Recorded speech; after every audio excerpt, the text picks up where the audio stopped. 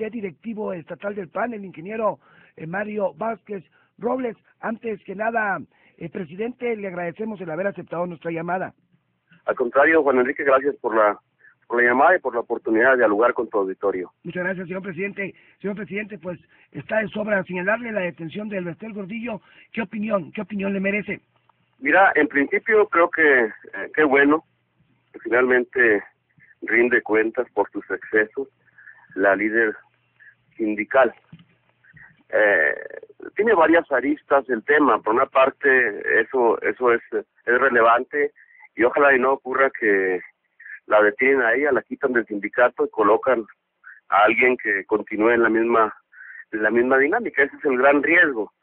Si hay realmente la intención de sanear, de procurar justicia y llevar a quienes delinquen y a quienes corrompen desde el poder político ante la ley, creo que es un esfuerzo loable. Yo tengo mis dudas razonables al respecto. Yo más bien pienso que es una especie de llamar a cuentas a alguien que ya le resultó incómodo al gobierno de Peña Nieto por un lado, y es una especie de mensaje fuerte, contundente de todo el poder del Estado para obligar a la maestra Elbester, que ya francamente estaban fuera de línea con respecto del gobierno de Peña Nieto. Pero bueno, eso lo dejaremos al tiempo, porque habría que esperar qué ocurre con otros casos que también son muy lamentables y donde hay evidentemente excesos. El caso del líder petrolero, también ahí está Romero Berchán, pues es parte de ese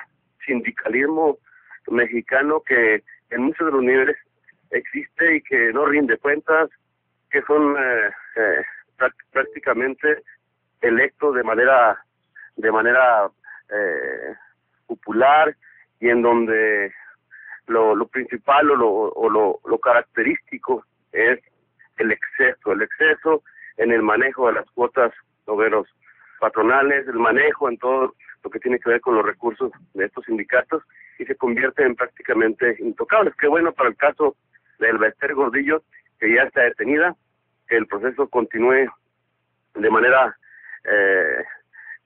sin fallas y que pueda eventualmente esto reproducirse a otros líderes sindicales y a otros también exgobernadores, por ejemplo, que no son llevados ante la justicia. Me refiero a Moreira, por ejemplo, a Granier, por ejemplo, y otros más que puedan estar resultando, Juan Enrique.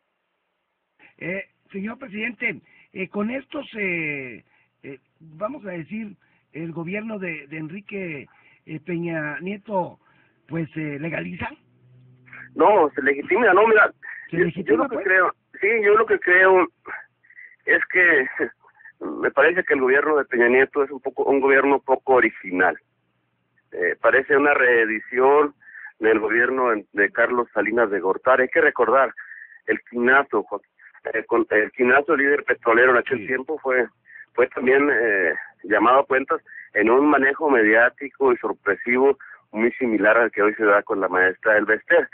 También hay que recordar, el presidente Carlos Salinas de Gortari también anunció un gran programa, que era el Programa Nacional de Solidaridad. Después, hoy tenemos esta cruzada contra el hambre. Hay demasiadas similitudes entre un gobierno y otro, y la verdad los resultados del gobierno de Salinas pues dejan mucho que desear en muchos de los aspectos. Eso sí está también como en el colectivo, esa inquietud respecto de la forma de operar del gobierno priista. Pero además, déjame algo que a mí me preocupa mucho. Qué bueno que fuera detenida que fuera detenida la maestra. Ojalá y fuese por corrupción, por excesos, y no que sea solamente porque se desalineó a los intereses del PRI gobierno. Ojalá y no sea eso, porque entonces todo el poder del Estado mexicano estará en contra o frente a quienes se atrevan a inquirirlo o quienes se atrevan a estar en desacuerdo con los planteamientos del propio gobierno. Esa sería como la gran incógnita y como la gran preocupación de muchos mexicanos, que obviamente disentimos de la forma de ejercer el gobierno y que tiene el PRI mismo. Señor presidente, muchos nos preguntamos por qué hasta ahora, pero el PAN estuvo 12 años en la presidencia de la República del 2000 hasta hace poco y pasó de noche el caso del Bester Gordillo. Sí, mira, yo creo que sí tiene que haber una especie de reproche en ese sentido. Las condiciones políticas eran otras. La maestra del Bester acumuló durante los periodos del PRI un poder extraordinario que utilizó a su antojo, que se convirtió prácticamente en el fiel de la balanza en términos electorales. El poderío era tal pues que bajo las condiciones, cada gobierno tiene sus condiciones. Yo creo, sin llegar a tener el detalle, que había condiciones más complicadas durante los gobiernos de tanto de Fox como de Felipe Calderón.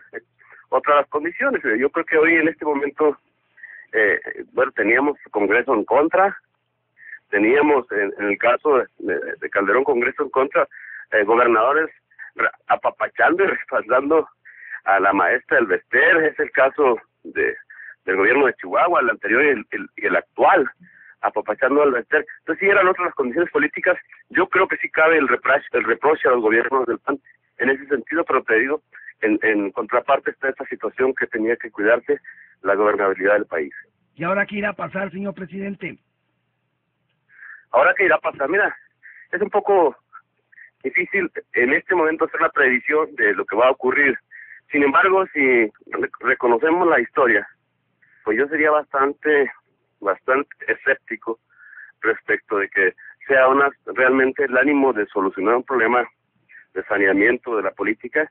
Yo más bien creo que es eso lo que te decía hace un rato. ¿Qué va a pasar? Yo no creo que sea una solución de fondo. Yo creo que se va a dirigir a elegir otro líder sindical y que va a durar otros 30 años.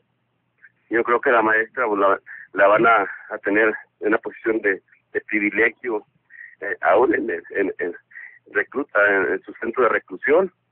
Pero bueno, eso habrá que esperar. Un poco es difícil tratar de ver el futuro. Sin embargo, sí, a partir de lo histórico sí podemos prever qué puede ocurrir. Señor presidente, le agradezco el haber aceptado la comunicación. Muchas gracias. ¿Algo más que usted desea agregar? No, hombre, agradecerte la posibilidad de intercambiar estos puntos de vista y como siempre estamos a tus órdenes, Juan Enrique. Gracias.